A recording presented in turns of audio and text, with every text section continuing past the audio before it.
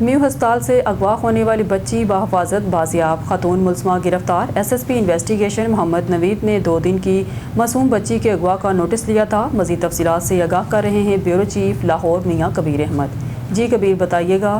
جی بالکل، میو ہسپتال سے اغوا ہونے والی بچی بحفاظت بازیاب، خاتون ملزمہ کو گرفتار کر لیا گیا ہے۔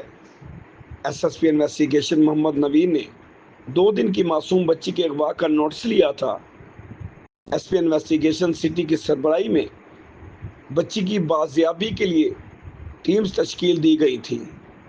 انچارج انویسٹیگیشن اور ایس ایچ او تھانہ گوال منڈی نے مشترکہ کارروائی کر کے خاتون ملزمہ رابعہ کو گرفتار کر کے بچی بازیاب کروا لی۔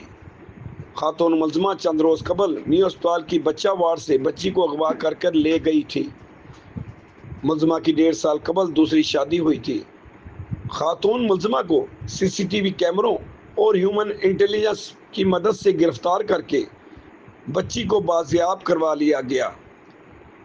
بچی کی بحفاظت بازیابی پر والدین نے پولیس ٹیم کا شکریہ ادا کرتے ہوئے نیک تمناؤں کا اظہار کیا۔